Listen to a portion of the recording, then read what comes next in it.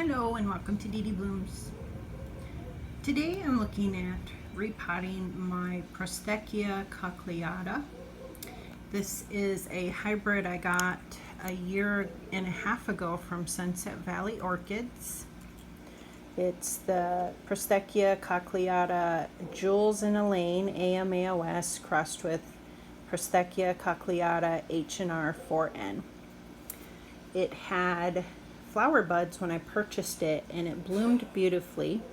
I'll post some of those pictures up, but it has never bloomed for me again, and I think it's because it keeps getting dehydrated, and there might also be some thrips in play here, but I'm not 100% sure.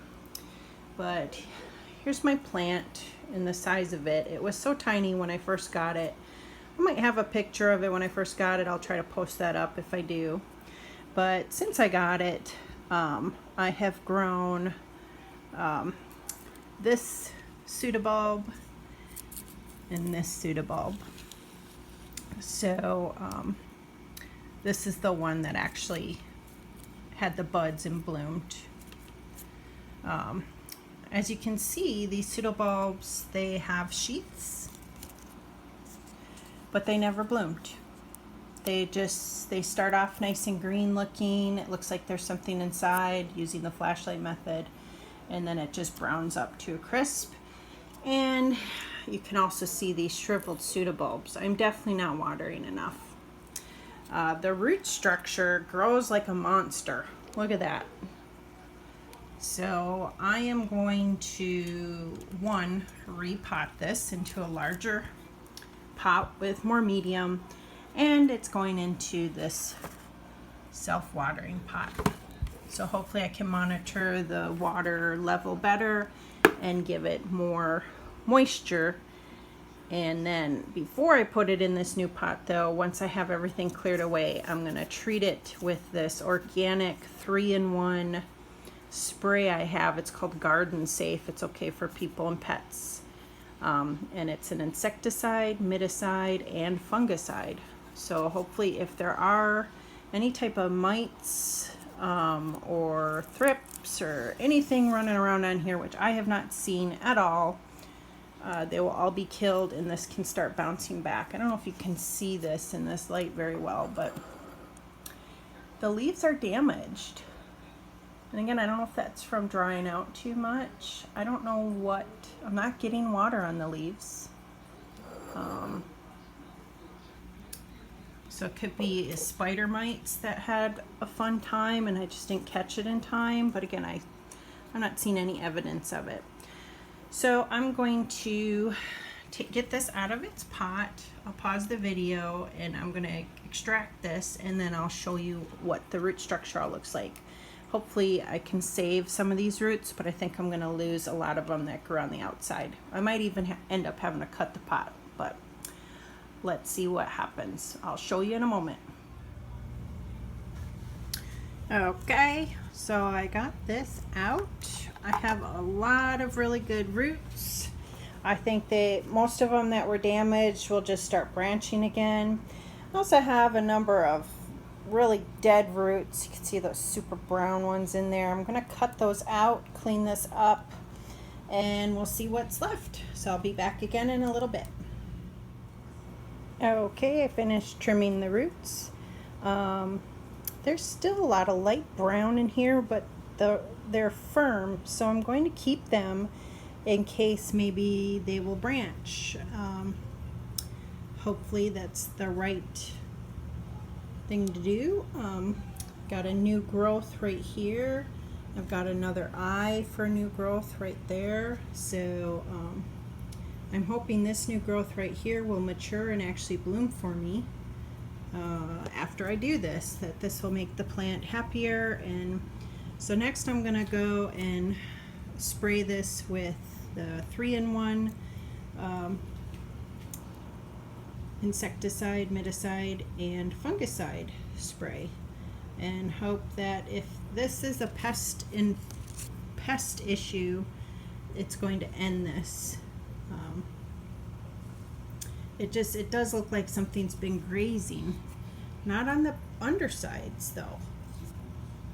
So I'm a little perplexed, but anyway, so I'm gonna go do that next, and then I'll start potting up into here. I'm gonna do heavy moss with this setup and small fine grade bark mix, and that's gonna be the media. So once I get things settled in, which I think it's gonna go in here really nice and grow lots and lots of roots and hopefully grow and bloom for me, I'll come back and show you guys the end result. Well, bad news on the new growth. It like just fell apart. It's a goner. I am not sure when that happened. I thought I was very gentle around it. I guess I must have hit it. So this is not the future I was hoping for that one. But oh, behind it you can see another possible eye growing, or maybe that's a root tip. But now I think the future rests on this eye growth right here. So disappointed. Like I said, I'm not sure what happened, but I just discovered that while I was spraying with the 3-in-1 Garden Safe. Man, just not lucky with this one. Okay, I'm gonna do the pot up. See you soon. So far I've got this with moss stuck way down into the intakes, so it'll, you know, wick it up. And then I poured all this really fine bark mix that I get from my local home improvement store, fine grade. And I'm gonna put another layer of moss here. I'm letting this soak for a little bit. I like to work with wet moss, but dry bark. That is my preference. Everybody seems to do it a little differently. So I'm putting the oldest little baby pseudobulb back here by the water level indicator, in the hopes that all the new growths are gonna then grow out this way. Plenty of room. I'm gonna be careful, trying to keep this moist but not sopping wet. This is a much bigger container, so I'm a little worried about rotting the whole thing, but taking a chance. So I'm gonna put another layer of moss here, and I'm gonna top it off with the small bark, and that will finish the potting. I'll get some sprinkles of about maybe 6 granules of slow release fertilizer and poke those down into the top layer. So each time I water, when that activates, it'll go down and help feed lightly the existing roots. And then I also do the sprinkle on the top with the mycorrhizal fungi and water that through. So those are my finishing steps. So once that's all done, I'll be back and show you it all potted up. Okay, and here she is, all potted up. Oh, I just really love this one. The clamshell orchid, it's also known as. Prosthecea is also known as encyclia. And I guess the cochleata is also known as prismatocarpum or something like that. So there's been a lot of name changing as I've gotten into this hobby that honestly is starting to confuse me quite a bit, but little by little I'll learn and get it figured out. I'm relieved I got this done today. I've actually not been working as much as I had wanted to on my orchid collection. I have a number of new plants that really should be repotted, and ones that I've had for a while, like this one, that just aren't doing well in their current setup. We, back in later May, went to a high kill animal shelter up in San Bernardino County, and we ended up rescuing 2 dogs that were on their euthanasia list. And boy, has that been an adventure, to say the least. One, sadly, we have to rehome. There's no way we can take her back to the shelter and risk her being euthanized, so we are trying to rehome her. She is wanting to chase our cats too much, and not in a happy way, not in a playful way. We just don't see any playfulness with it. So, and then the other dog